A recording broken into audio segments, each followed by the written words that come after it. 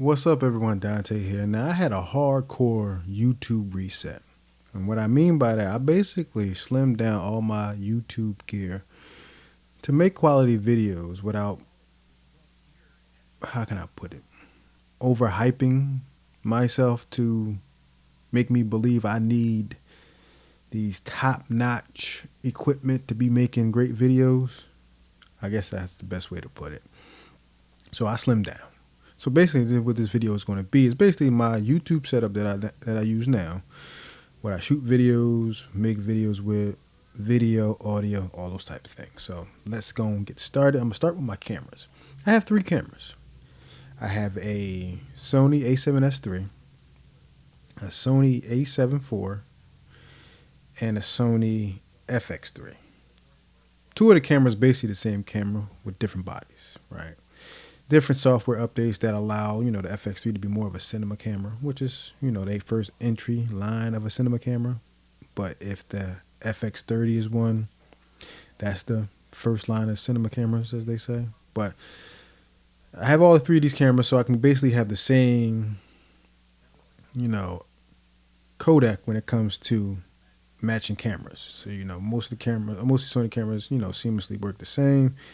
Same codec, maybe different colors in certain areas, but overall, Sony cameras, Sony codec, same across the board. So I ain't got to try to mix and match with two different cameras. So that's why I went with that.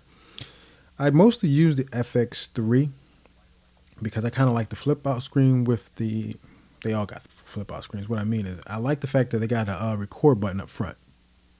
I like that button. So when it lights up red, I know it's recording. That's one of the reasons why I use that camera most of the time. But I recommend, I'm going to be honest with y'all, one of my favorite cameras out of all three is the A7 IV. It was the first camera that had focus, breathing, conversation.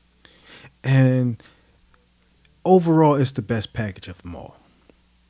It's $2,500. When it comes to microphones, I'm using the Shure SM7B as I record this. But it also has a couple shotgun microphones. I have a Sennheiser MKE600 was one of my first shotgun mics. When I tried to, learn how to separate audio and video and sync them together in the video edit, I wanted the shotgun mic kind of out the way without nothing in my face so you wouldn't block the face. So that was my first one. And then I invested in a Sennheiser MKH50, which I love this microphone. It's real compact and small, but blocking out outside sound is great at that, because the engineering part of it I can't really say, but it really focuses on the spoken word of a person when it's in video or whatever. So when you're doing a video and you want a microphone outside of the frame of the video, I think this is great because it focuses on the spoken word of a person. So if you wanted like background noise with certain environments, yeah, it'll pick up some if it's loud enough. But when it comes to like other microphones that have the Sennheiser MKE600, it picks up a lot of background noise. But if you put it in a certain situation as far as a great sound, studio where, you have a well-treated area like sound blankets, carpet, sound panels, all those things, any microphone is great in that environment. But in some cases, you may be outside doing something or testing something where you can have those options along with these two microphones. Now, when it comes to my video editing bay or whatever you want to call them, I have two. Now, I have a single monitor downstairs now. 32-inch Samsung monitor. It's not the best in my opinion, but it gets the job done. I have a Mac Mini with I forgot the name of the brand of the media card that's under it, but I'll leave it in the description. I also have a Rode Streamer X as a, audio device where I can kind of monitor my audio when I'm recording or video editing a video and want to monitor the sound. I just use that basically. It's not the best thing, but it also gives me the option to stream.